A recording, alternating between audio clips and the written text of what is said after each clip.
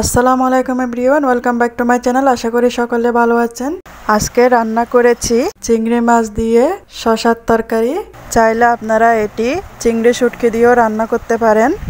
এই তরকারিটা পাতলা ঝোল হিসেবে রান্না করব। এটি ভাতের সাথে খেতে খুবই মজা, পুষ্টিকর একটি সবজি রেসিপি। তো কি করে চিংড়ি মাছ দিয়ে শসার তরকারি রান্না করতে হয় সেটি জানতে হলে পুরো ভিডিওটি না টেনে দেখতে হবে। তো একটি লাইক দিয়ে ভিডিওটি শুরু করা যাক। প্রথমে কড়াইতে আমি 1 টেবিল চামচ খাবার রান্না করার তেল নিয়েছি। তেলটা গরম হয়ে গেলে রসুন কুচি এবং পেঁয়াজ কুচি ভেজে নেব। এখানে আমি চিংড়ি মাছগুলো ভালো করে ধুয়ে রেখেছিলাম পেঁয়াজ রসুনের সাথে। তেলে এগুলো আমি একটু ভেজে নেব।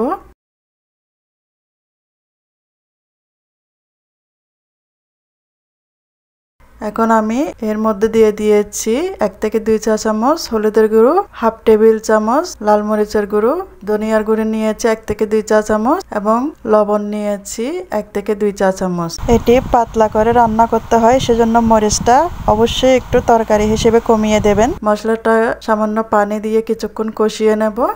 চুলা মিডিয়াম লো আছে জ্বলছে।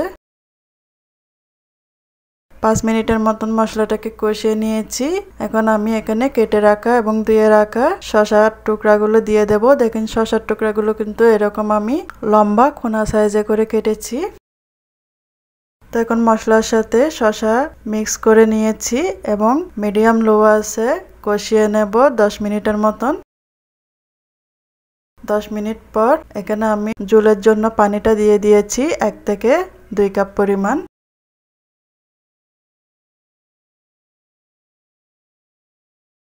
এটা ঢাকা দিয়ে রেখে দিয়ে 15 মিনিটের মতন আমি রান্না করেছি। তো বেশ রান্নাটা এ পর্যায়ে শেষ। আমি এটার বলক ওঠার পর চুলা থেকে নামিয়ে নেব। তৈরি হয়ে গেছে আমার আজকে চিংড়ি মাছ দিয়ে শসার ঝোল তরকারি রেসিপি। রেসিপিটি যদি ভালো লেগে থাকে লাইক কমেন্ট শেয়ার করতে ভুলবেন না। আমার চ্যানেলটা সাবস্ক্রাইব করে আমার পাশে থাকার জন্য অনুরোধ রইল।